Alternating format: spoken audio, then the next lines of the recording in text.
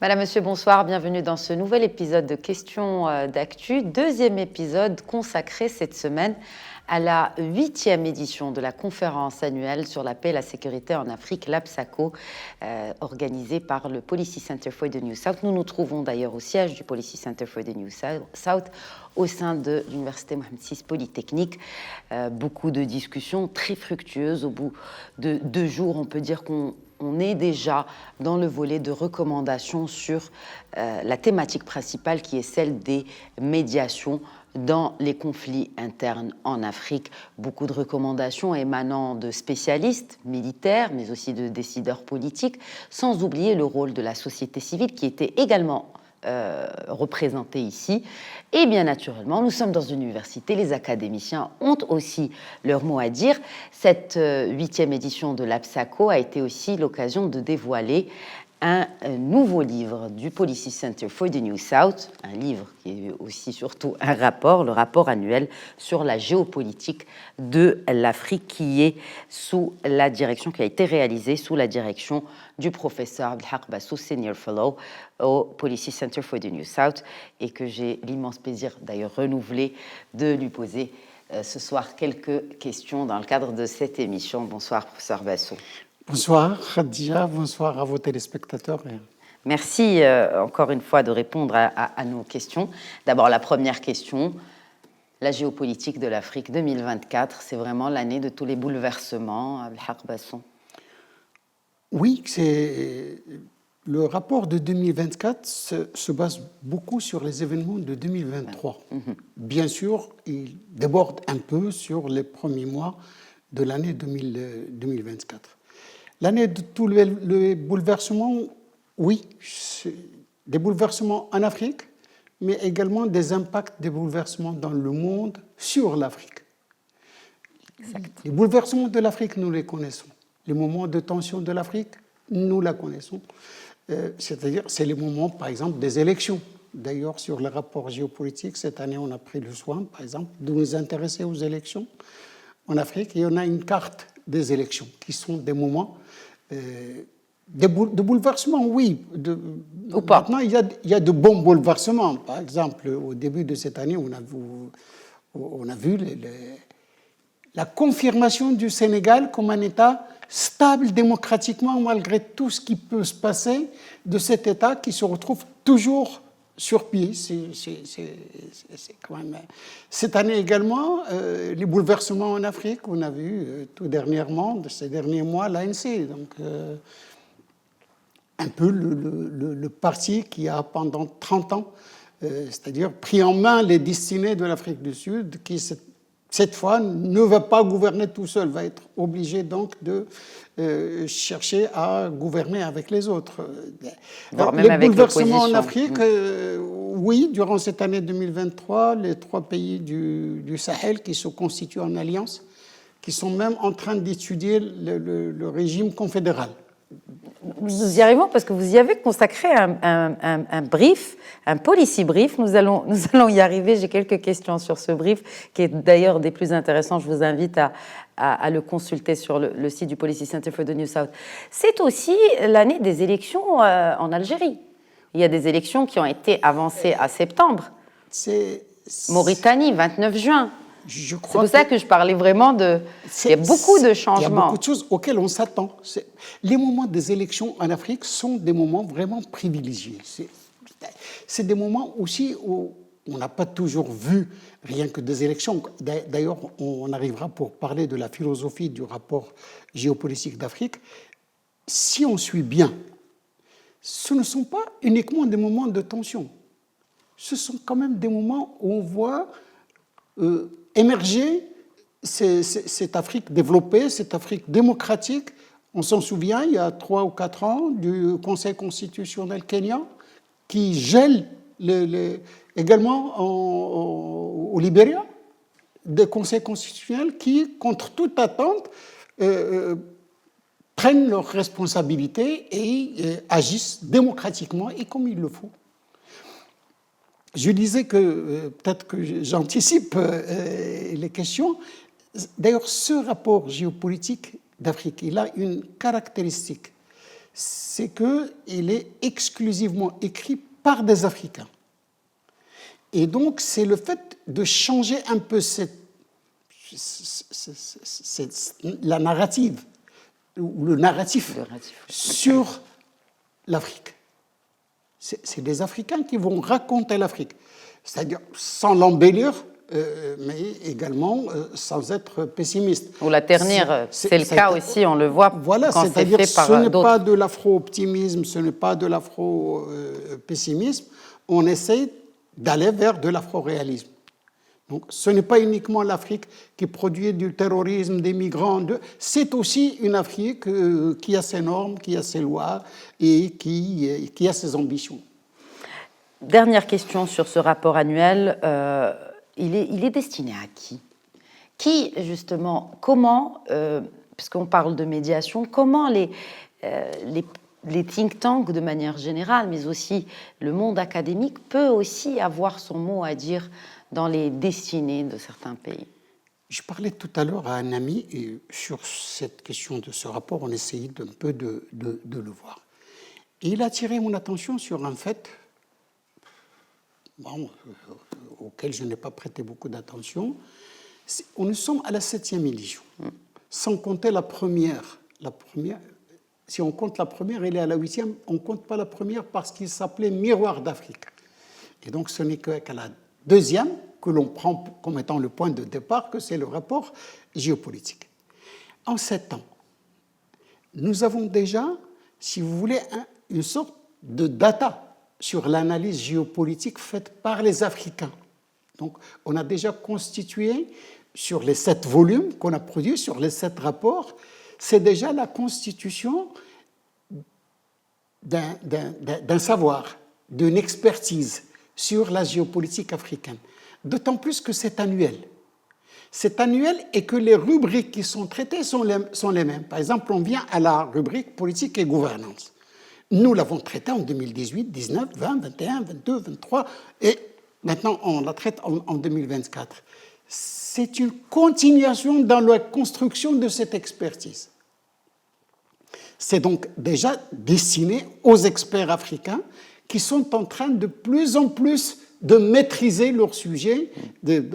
On a commencé par 7 auteurs africains, 8 auteurs africains. Aujourd'hui, nous sommes sur 22 Africains de 12 nationalités différentes. Et la médiation a été facile pour vous entre donc, tous ces chercheurs, parce que c'est sous votre direction. Comment pouvez-vous faire de la médiation? Parce que l'une des conditions que l'on demande au médiateur, c'est la connaissance du sujet, du lieu et de l'espace. Du dossier, oui. Du dossier. Évidemment.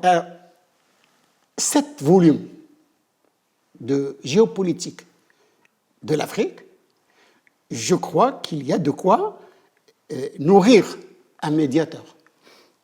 Il y a déjà un volume de savoir à lui donner sur les problématiques africaines, sur les faits africains, sur des expériences de médiation déjà que nos auteurs ont traitées. Alors, passons à présent à votre dernier policy brief, de l'Alliance des États du Sahel à la Confédération des États du Sahel. Le chemin est carrossable, mais semé d'embûches.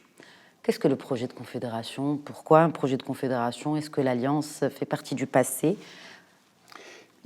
L'Alliance, si vous voulez, on dit que la nécessité est la mère des inventions, de la création. Exact. Si on voit comment la CEDEAO a réagi aux 3 coups d'État dans ces 3 pays. Je le disais tout à l'heure quand je suis intervenu dans la conférence à Psako, que la CEDEAO qui se dit médiateur, au fait, quand la CEDEAO est allée voir ces pays après les coups d'État, il n'est pas allé en médiateur. Il est allé en agent de police qui s'en va notifier des sanctions ou des ultimatums. Ça, ce n'est pas la médiation. La manière dont La CEDEAO a agi envers n'est pas de la médiation. Et donc ces États se sont trouvés acculés, les trois. Ils sont enclavés, pas d'accès à la mer, sanctionnés par la CEDEAO, en conflit avec la puissance européenne qui était là. Et ils étaient au début, si vous voulez, unis dans le malheur, unis dans leur souffrance. Ça les a poussés à créer cette alliance. Cette alliance était au début une alliance qui veut dire qu'ils se défendent tous, surtout lorsque la CEDEAO a menacé d'intervenir militairement au Niger. Ils sont solidaires du Niger, ils ont constitué cette alliance. Mais cette alliance a donné l'idée, dans une réunion des ministres des Affaires étrangères de ces trois pays, a donné l'idée de créer une confédération. Quelle est la différence ? Alors, dans l'alliance, si vous voulez, cet impact, il est limité dans la mission. C'est une défense commune. C'est ça l'alliance. L'alliance... c'est purement sécuritaire. On appelle ça, dire, si vous voulez, dans l'ancien, chez les anciens ici au Maroc, on appelle ça l'œuf. L'œuf ou l'alliance, c'est un peu des tribus qui c'est-à-dire qui se rassemblent pour combattre une tribu plus puissante. Et donc ces gens-là s'allient dans le but précis de se défendre, une défense mutuelle. La confédération, c'est beaucoup plus que ça. On parle d'État confédéré. Confédérés, ils ont une constitution commune, en plus des constitutions de chaque pays. La confédération est une forme d'État, c'est-à-dire qu'ils vont devenir presque une seule unité. Quels sont les challenges et quelles médiations possibles pour réussir cette transition ? C'est le cas d'ailleurs aujourd'hui dans plusieurs de ces pays. Transition entre alliance et confédération. La transition peut se faire, et peut se faire très vite, parce que la confédération, c'est d'abord une décision. Mais est-ce qu'elle ne risque pas d'être ratée à cause de la précipitation, si on parle de très vite ? Voilà, c'est déjà, d'ailleurs, ce que je conseillais dans mon papier, c'est déjà d'essayer de ne pas se précipiter. Donc, de laisser cette confédération se construire, de laisser l'esprit naître. Mais on peut toujours dire, à partir de demain, nous sommes une confédération. On réglera les autres choses par la suite. D'accord. L'autre chose, c'est de se dire, la confédération, il y a ce qui est notre avantage, c'est-à-dire les atouts que nous possédons, il y a une continuité, si vous voulez, du territoire. Les menaces sont presque les mêmes sur l'espace. Les intérêts sont communs aussi donc, dans cet espace. Il y a des continuités des ethnies. Vous avez des ethnies étendues sur les trois pays, c'est donc presque la même culture. On parle dans certaines frontières le même langage. Donc tout ça joue pour la Confédération. Maintenant, il faudrait que ces gens-là pensent à une chose. Ils s'appellent tous, les trois pays, les gouvernements s'appellent gouvernements de transition. Exact. Et quand nous disons transition, c'est comme quand vous avez, c'est-à-dire ce gouvernement qui est, comment on appelle ça, enfin, en arabe, pour gérer les affaires courantes. Les affaires courantes. Donc la transition, normalement, ça gère les affaires courantes. Oui. La transition, ce n'est pas la décision du peuple, du pays. Donc, après, si elle est prolongée pendant 5 ans, est-ce que c'est les affaires courantes ? Est-ce qu'un gouvernement de transition a le droit de changer le statut du pays, d'un pays unitaire à un pays confédéré? Donc, ça peut jouer contre. Si nous disons transition, ça veut dire que d'autres gouvernements vont venir. Est-ce que les gouvernements civils auxquels on va donner le pouvoir sont d'accord pour ça? C'est pour ça d'ailleurs que l'un des conseils que je donnais également, des recommandations que je donnais, si on veut faire une confédération, de la soumettre à référendum. Comme ça va être les populations qui ont choisi d'aller dedans. Et c'est pour ça que je parle de chemin carrossable. Oui, c'est faisable, on peut y aller, mais qu'il y a des embûches. Il faudrait quand même voir. Il se peut que les choses changent dans l'un des pays, qu'ils sortent de l'Alliance, qu'ils veulent sortir. Aujourd'hui, d'ailleurs, on voit par exemple que la CEDEAO, après avoir vu que ces sanctions ne fonctionnaient pas, est en train, un peu après le bâton, il est en train de montrer la carotte. Ouais. Et dire donc qu'on va lever les sanctions, mais on va lever les sanctions sur la Guinée, le Mali et le Niger, et le Burkina n'est pas concerné. Une manière d'essayer de les séparer. Et si le Burkina est tenté, et si les deux sont tentés pour laisser le... Ils disent qu'on va essayer de régler la question entre le Bénin et le Niger, et si le Niger est tenté. Donc, il ne faut pas se précipiter pour cette question-là. L'esprit qu'il développe, il est bien, mais il ne faut pas qu'il se précipite, d'autant plus que c'est quelque chose qui ne plairait pas à la CEDEAO, de voir qu'à côté de la structure d'intégration qui est la CEDEAO, naître une autre structure d'intégration. D'autres pays pourraient être tentés, donc je crois que c'est... Faire taire les armes, en un mot, une utopie pour l'Afrique, Abdelhak Bassou. Une utopie, si on veut faire vite, moi je crois que ça fait partie de notre caractère, les Africains. Nous disons un mot et nous croyons que tout de suite ça va se faire. Mais oui, si on est méthodique, voilà. Il faut qu'on soit méthodique. Il faut qu'on se dise, nous allons faire taire les armes, voilà comment nous allons faire. Nous allons commencer par la région des Grands Lacs. Nous allons ensuite nous attaquer au Soudan. Voilà la priorité donnée ici. On va terminer ici. Et la question de faire taire les armes n'est pas une question de les faire taire à un moment. C'est comment conserver ce silence des armes, comment le maintenir. Merci beaucoup, exactement. Merci beaucoup, Abdelhak Bassou, Senior Fellow Policy Center for the New South. Je rappelle donc que vous avez dirigé les travaux aux côtés de 22 autres auteurs africains de 12 nationalités, ce nouveau rapport annuel sur la géopolitique de l'Afrique qui a été donc fraîchement dévoilé à l'occasion de cette 8e conférence annuelle sur la paix et la sécurité en Afrique. Merci beaucoup. Merci à vous. Nous revenons dans quelques instants pour notre prochain invité. Restez avec nous, à tout de suite. Bienvenue à vous qui nous rejoignez à cet épisode spécial de Questions d'actu, spéciale conférence annuelle sur la paix et la sécurité en Afrique, l'APSACO qui en est donc à sa 8e édition. Alors à la fin de la première interview de cette émission, nous avons terminé avec notre cher professeur Abdelhak Bassou avec la question de faire taire les armes en Afrique. J'ai l'immense plaisir de recevoir un autre représentant d'un autre think tank africain. Il s'agit du fondateur et directeur de Sahel Politica, qui est un think tank donc africain, professeur Issaka Ouedraogo. Bonsoir et merci de répondre aux questions de Média TV. Merci beaucoup pour l'invitation, madame. C'est un plaisir d'être là. Alors cette dernière question, faire taire les armes en Afrique et plus particulièrement au Sahel, est-ce une utopie? Est-ce encore peut-être une aspiration que nous pourrions voir dans un avenir proche, nous l'espérons? C'est une aspiration légitime à mon sens, parce que quand on regarde la situation politique et sécuritaire dans le Sahel actuellement depuis une décennie et plus, effectivement, on est en plein dans des conflits au niveau interne qui se traduisent également dans des tensions régionales. J'imagine qu'on va en parler. Mais la première priorité, effectivement, c'est faire taire les armes, stabiliser la situation.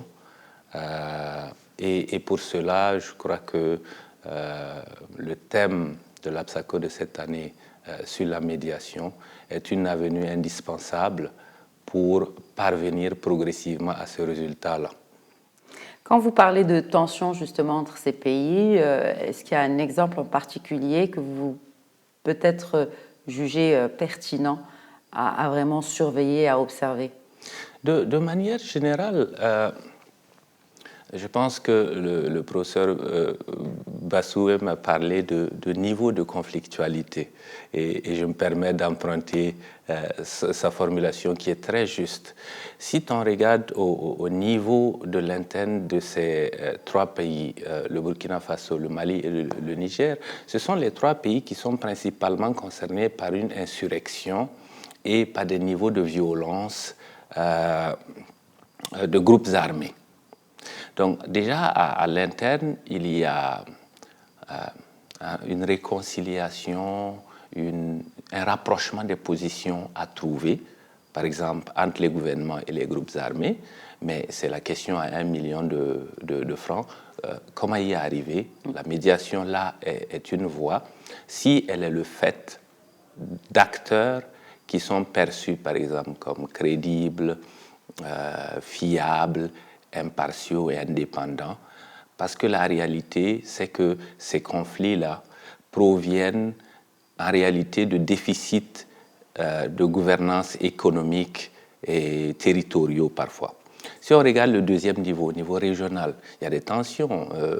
Je pense que vous avez suivi les quelques incidents qu'il y a eu entre légers, on va dire, mais des petites tensions au niveau de la Mauritanie et du Mali. Il y en a de même entre le Burkina Faso et la Côte d'Ivoire. Il y a les tensions aussi quand l'Algérie reçoit un responsable de groupe armé qui opère au Mali. Les autorités maliennes ont également réagi, et d'ailleurs en rejetant cet accord d'Alger qui était censé jouer le rôle de médiation pour essayer de trouver une solution, et finalement ça a créé une tension palpable entre ces deux voisins. Vous faites bien de le signaler parce que cet épisode manifeste un changement de dynamique dans la région qui est intéressant. C'est que sur les dernières, depuis le début de la crise au Mali, par exemple l'Algérie était le facilitateur et le parrain des accords d'Alger. Et pendant près de 10 ans, la communauté internationale régionale, c'était le référent comme avenue de stabilisation de la situation au Mali. La fin de cet accord-là signale évidemment peut-être aussi l'ouverture d'espace pour des médiations et des recherches de solutions de stabilisation où d'autres acteurs qui sont peut-être plus facilement acceptés par les partis vont pouvoir aussi s'essayer, on le souhaite, avec plus de succès. On voit par exemple la tournée que le président sénégalais fait dans la région et parle de médiation, pas seulement entre ces pays-là et la CEDEAO, les pays de l'Alliance du Sahel et la CEDEAO, mais aussi ça peut ouvrir des opportunités de médiation des conflits internes, qui est le sujet de l'APSACO que nous discutons aujourd'hui. Qui voyez-vous comme un médiateur de confiance qui peut être perçu avec cet élément important au vu du contexte régional actuel? C'est une excellente question. Je viens de sortir d'un panel d'où on discutait de ces questions avec le professeur Bassou. Je n'ai pas eu la chance d'y assister, mais cela tombe bien, comme ça vous nous donnerez les principales recommandations de ce panel. Absolument. Nous sommes là. Et nous avons par exemple examiné les candidatures potentielles. Il faut déjà regarder qu'est-ce qu'il faut éviter.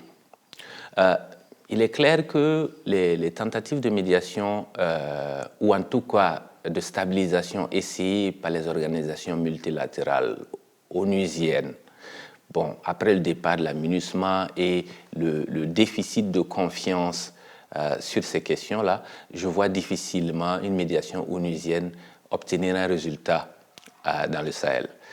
Pareil pour l'Union africaine, qui a été très discrète là-dessus. Il y a un cadre, mais ça va être plus difficile. Si on regarde au niveau des voisins, je disais qu'il y a des tensions entre presque chaque pays de l'AES et un voisin. Pour le Mali, ça pourrait être l'Algérie ou la Mauritanie.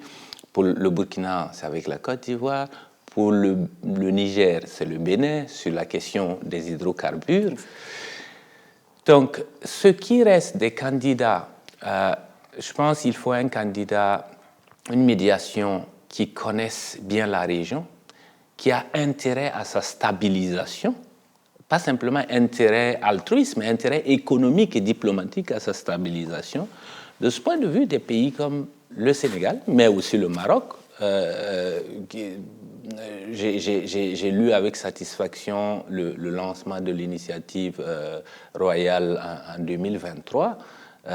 L'initiative Afrique-Atlantique qui vise justement, pour nos téléspectateurs, à désenclaver les pays du Sahel, à leur donner cette ouverture vers l'océan Atlantique, vers de nouveaux horizons surtout. Absolument. Économiques, mais pas que. C'est surtout l'humain qui va certainement en profiter davantage. Absolument. Et des pays comme le Sénégal et le Maroc ont l'avantage d'entretenir des relations stratégiques de partenariat importants avec les pays de la CEDEAO, mais également les pays de l'AES. Et quand il y a quelque chose de concret économique à gagner, parce que par-delà le défi du terrorisme, le terrorisme vient du déficit économique et social. Exactement. Et des initiatives comme l'initiative Royale Atlantique donneraient du crédit à un acteur comme le Maroc, mais aussi on se réjouit des efforts que le Sénégal fait dans cette direction. Professeur Ouedraogo, quand on parle justement de trouver des solutions pérennes à ces conflits, parmi les crises, ou parmi les leçons à tirer de ces crises dans l'Alliance des pays du Sahel, eh bien, c'est que l'approche purement sécuritaire n'a pas donné de solution. Est-ce que vous pensez que l'approche plutôt économique pourrait éventuellement répondre à ces urgences-là d'ordre purement sécuritaire? C'est très intéressant que vous posiez la question parce qu'il y a un paradoxe dans la question et dans les réponses qu'on donne habituellement à la question. C'est que si on remonte en arrière et on regarde dès le début de la crise, le premier effort de stabilisation du conflit malien était le fait d'une intervention extérieure qui a arrêté les groupes armés. Vous parlez de la France? Oui. De l'opération Barkhane. De l'opération Barkhane. Mais qui ensuite, sur le temps, n'a pas réussi à stabiliser la question parce qu'ensuite, il y avait beaucoup d'acteurs avec des intérêts divergents, des agendas divergents, malgré quand même qu'il y a eu une tentative parallèle d'adresser la question du développement à travers l'Alliance Sahel.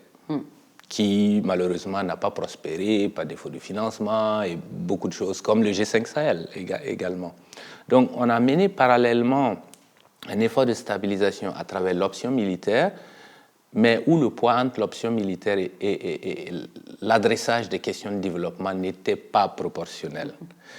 Je crois que l'Alliance des États du Sahel, elle a ses limites, sa pertinence est clair, ça veut dire que c'est la réalisation, ces États-là ont réalisé que peut-être mieux vaut régler ces problèmes soi-même avec les moyens qu'on a, y compris avec l'appui de partenaires, mais la définition de l'agenda, la fixation des objectifs et comment on veut y atteindre doit être endogène.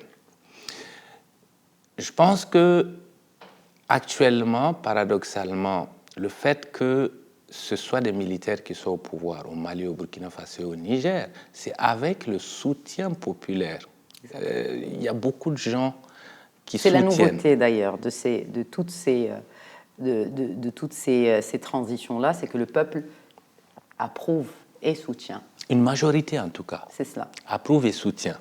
Or, quel est l'argument de vente qui a légitimé l'arrivée des militaires au pouvoir? C'est de dire les régimes précédents n'arrivaient pas à résoudre la question militaire. Nous, c'est notre profession, on va le faire. Bon, donc du coup, on est de nouveau dans l'option militaire, avec ses défauts et ses avantages. C'est là où la connexion avec l'AES et peut-être des initiatives comme l'initiative Royale Atlantique permettent, si ça se concrétise, de pour une fois peut-être avoir les deux voix au même niveau. J'espère que ça se concrétise. Un dernier mot, professeur Ouedraogo, sur la médiation. Sur la médiation, par les compétences africaines, et votre rôle en tant que agrégat du savoir africain, vous en tant que think tank, votre rôle dans la médiation et dans ce pont justement entre les différentes parties prenantes. Sur mon rôle, ou notre rôle, il est simple. Sahel Politica, nous sommes une organisation qui suit les développements géopolitiques en Afrique de l'Ouest et en Afrique en général. Et nous faisons aussi de la prospective, c'est-à-dire nous anticipons comment ça peut se passer, et nous faisons des recommandations à nos clients et au public largement. Sur la médiation, je dirais, c'est l'avenue à prendre pour régler les tensions en Afrique de l'Ouest. La CEDEAO et l'AES, comme vous le savez, le 25 janvier 2025, finit la période transitoire où officiellement les pays de l'AES seront hors de la CEDEAO. Mais jusque-là, on a une fenêtre de 6 mois pour réfléchir. Est-ce qu'on veut finalement dire on retourne dans la CEDEAO ou est-ce qu'on veut 2 blocs à côté mais qui coopèrent ensemble pour maintenir l'intégration tout en ouvrant la coopération à d'autres régions comme le nord de l'Afrique, l'est de l'Afrique, avec le Maroc notamment, ou bien est-ce qu'on se regarde en chaîne de faïence? C'est là où la médiation sera importante à certaines conditions. De nouveau, il faut que du côté des pays de l'AES, on s'assure qu'il y a une demande. Sur la question des transitions, je ne suis pas sûr qu'il y a une demande parce que 2 de ces pays ont prolongé leur mandat de 5 ans, dont le Burkina. Et dans le vocabulaire, au Burkina en tout cas, on est passé de chef de la transition à chef de l'État. C'est-à-dire, on considère qu'on est de retour dans la normalité.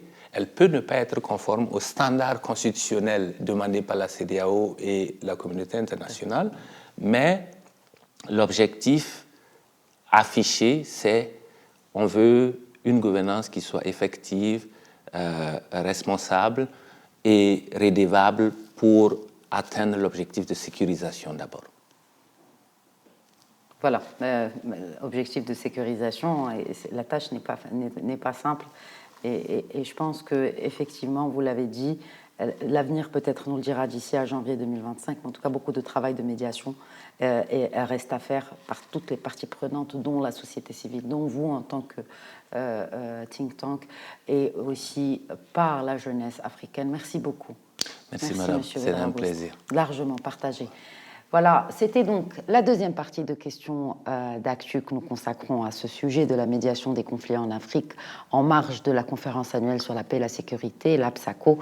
On revient dans quelques instants avec un nouvel invité. Nous restons dans la thématique, restez avec nous. Bienvenue si vous nous rejoignez. Comme je le disais en première partie de cette émission, cette conférence annuelle sur la paix et la sécurité en Afrique connaît la participation de plusieurs think tanks, mais aussi des instituts de recherche africains. J'ai le plaisir d'accueillir à présent le directeur de l'Institut mauritanien des études stratégiques, M. Ahmed Mahmoud Dahan. Bonsoir et merci de répondre aux questions de Média TV. Bonsoir.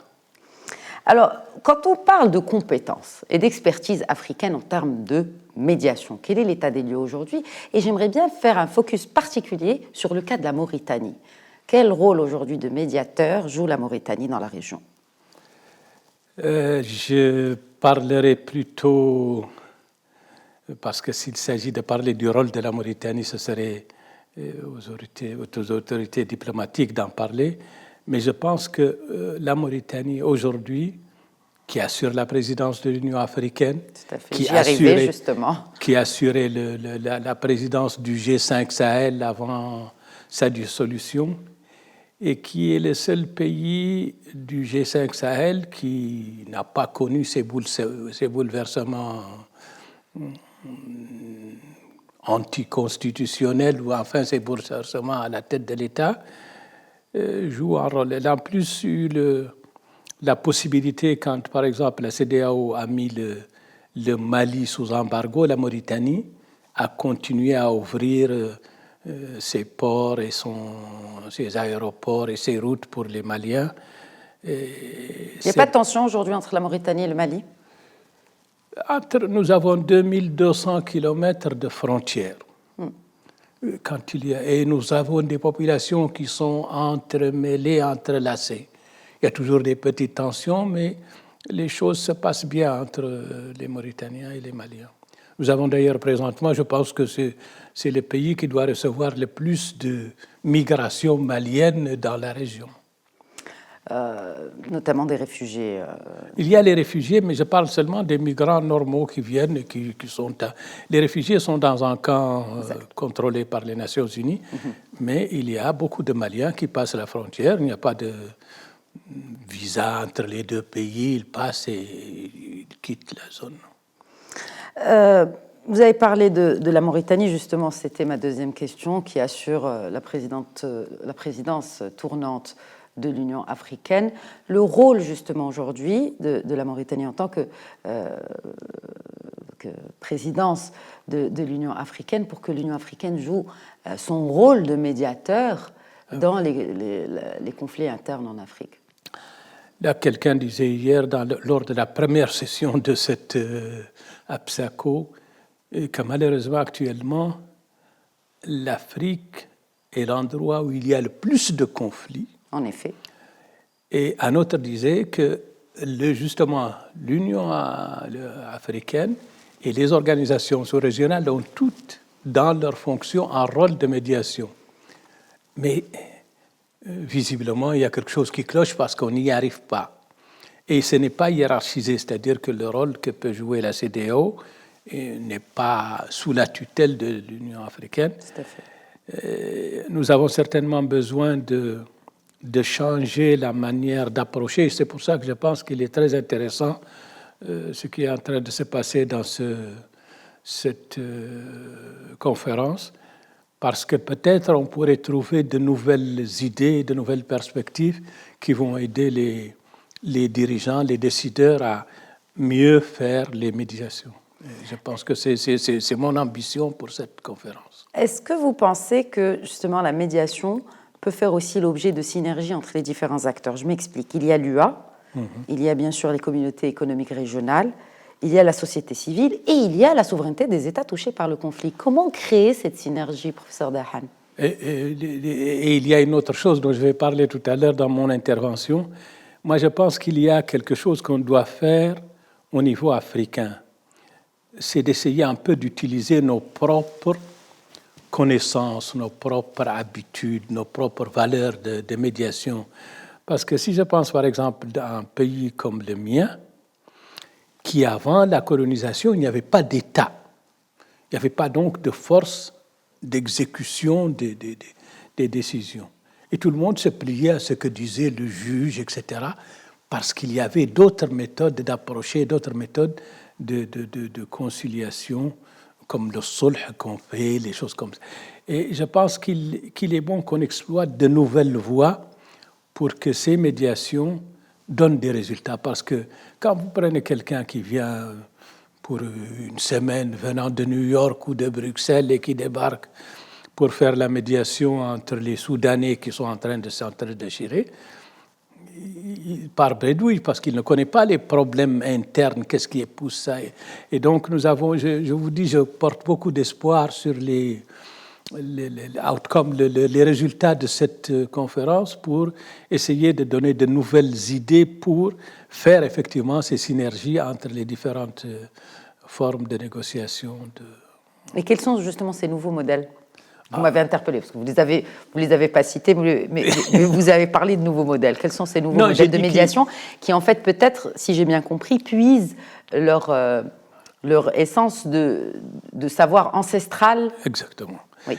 Et de notre savoir ancestral, de nos habitudes, etc. Nous avons cette zone du Maghreb, au moins jusqu'au Sahel incluse, elle a toujours survécu. Le Sahara n'a jamais été un désert qui empêchait le passage des uns et des autres. Ça a été une zone de transition, de civilisation, de médiation, etc. Et donc, ça, c'est quelque chose, ce savoir ancestral, c'est cette collaboration qui se passe, et certainement quelque chose qu'on peut utiliser dans les nouveaux réflexes. C'est-à-dire, on a vu que, par exemple, former des imams pour qu'ils ne disent pas l'extrémisme, c'est une chose qui peut se faire entre États. Ça, c'est notre tradition, ce n'est pas quelque chose qui vient de l'extérieur. Et je ne dis pas qu'il faut rejeter ce qui vient de l'extérieur, je dis qu'il faut l'adapter à nos sociétés et à leurs habitudes. Et vous, en tant que, justement, institut de recherche, quel est votre rôle pour prévenir les conflits avant d'arriver à la médiation? Moi, je crois que tous les conflits que nous avons sont dû essentiellement à des méconnaissances et des incompréhensions de la source des problèmes. Regardez le Sahel, par exemple, avec la crise climatique. Les éleveurs s'approchent des zones des agriculteurs. Et ils s'approchent, et c'est un conflit qui est vieux comme l'humanité, parce que je crois, dans le Coran, il y a le conflit dans lequel David et Salomon ont tranché entre des éleveurs, justement, et des agriculteurs. Et ces conflits se traitent normalement par différents types. C'est pour ça que j'ai dit le sulh qui était une habitude ici. Et c'est que l'une des choses qui sont graves maintenant, c'est quand l'autorité qui a l'exécutif se met du côté de l'une des parties, l'autre partie se jette directement dans les bras des terroristes. Et donc nous, en tant que think tank, nous devons un peu leur dire, regardez plutôt le problème à sa base et essayer de trouver des solutions pour ne pas perdre toute une communauté parce que vous êtes mis d'un côté. Il faut essayer, et ça c'est ce qu'on essaye de donner à nos États, les différents think tanks essayent de sortir des idées pour essayer d'arranger des choses comme ça. Comment justement rendre l'efficacité du think tank ou peut-être augmenter les résultats sur le terrain des recherches des think tanks? Ça, c'est votre rôle à vous, les médias. Nous le faisons, nous vous recevons, nous vous posons des questions. Justement, c'est le rôle des médias d'essayer un peu de vulgariser ce qui se passe. Par exemple, je pense que cette conférence est très intéressante et je félicite Média pour cette façon de voir les chercheurs qui viennent ici un peu et leur demander. Et j'espère que ce sera écouté à l'échelle de l'Afrique. Et la seule façon, vous ne pouvez pas, les pays actuellement sont pris dans un dilemme de dire où c'est la sécurité, où c'est le développement. Et dans la sécurité, ils s'enferment de plus en plus avec des groupes contre d'autres groupes. Et ça, ça ne se termine pas. Donc, ça amplifie le conflit plutôt que ça ne le resserre. Alors qu'en écoutant un peu ce qui se dit au niveau des chercheurs, ils pourraient trouver des solutions plus... Et donc, c'est là où c'est les médias qui font la croix, qui transmettent, etc. Et j'espère que... Et je vous dis, j'ai beaucoup d'espoir dans cette conférence et l'espoir aussi dans votre chaîne qui s'est intéressée à cette conférence et à ce qui va... et aux résultats. Bien naturellement, parce que c'est une émission d'actualité, nous traitons des thèmes d'actualité. Je pense que la médiation dans les conflits qui aujourd'hui gangrènent malheureusement le sous-continent et donc notre devoir de suivre et aussi d'écouter les têtes pensantes de notre continent dont votre Institut mauritanien des études stratégiques, professeur Ahmed Mahmoud Dahan. Merci beaucoup d'avoir été avec nous. C'est moi qui vous remercie. Voilà donc, c'était la troisième partie. Nous nous retrouvons dans quelques instants avec cette fois un académicien qui va partager avec nous le rôle ou que dit le droit international dans la médiation des conflits. À tout de suite. Bienvenue à ceux qui nous rejoignent. Vous regardez Questions d'actu spéciale APSACO, la conférence annuelle sur la paix et la sécurité en Afrique. Je viens donc ici au Policy Center for the New South à l'Université Mohamed VI Polytechnique de Rabat. Nous avons écouté les think tanks et leur rôle dans la médiation des conflits en Afrique, médiation donc qui est le thème principal de cette conférence cette année, de la conférence APSACO cette année. Nous allons aussi écouter les spécialistes de droit international qui vont partager avec nous leur perspective de la résolution de conflits à travers la médiation. Et pour ce, je reçois le docteur en droit à la faculté de gouvernance, sciences économiques et sociales à l'Université Mohamed VI Polytechnique, docteur Sa Benjamin Traoré. Bonsoir et merci de répondre à nos questions. Bonsoir, c'est moi qui vous remercie. Question naturelle, que dit le droit international en matière de médiation ? Mais écoutez, d'un point de vue du droit international, la médiation fait partie en fait d'une série de méthodes de résolution des différends. Donc c'est une méthode parmi d'autres qui a ses caractéristiques, bien évidemment.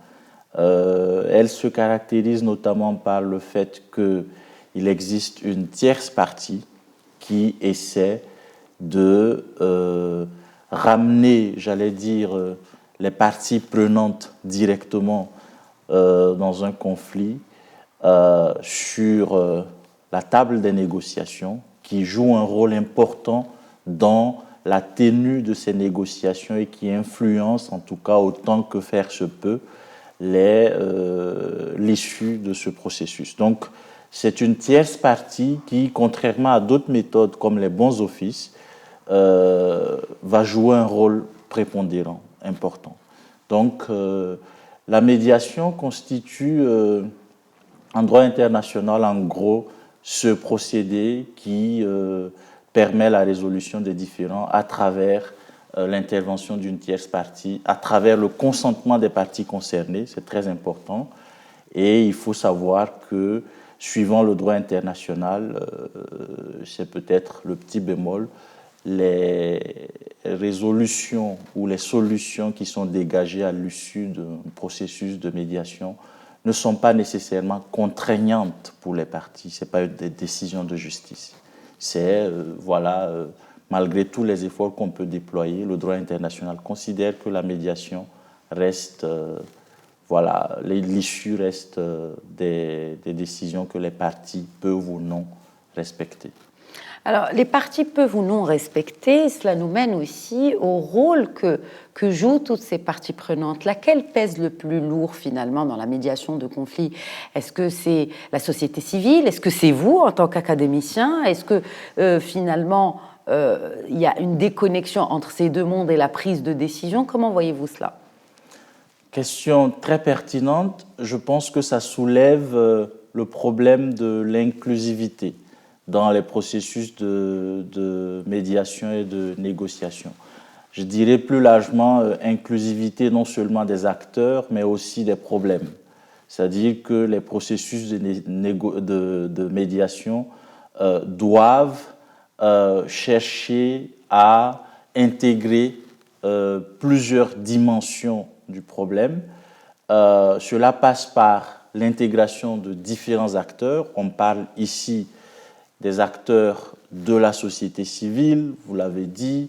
On peut penser aux jeunes, la place des jeunes dans les processus de médiation, qui est très souvent négligée, alors même que si on pense à un continent comme l'Afrique, on a un pourcentage tellement important de jeunes et un rôle ou une présence des jeunes dans les situations de conflit, soit comme acteurs ou comme victimes, qui devrait imposer que ces jeunes soient pris en compte dans les processus de négociation. On parle aussi des acteurs comme les femmes, on en a discuté hier lors d'un panel.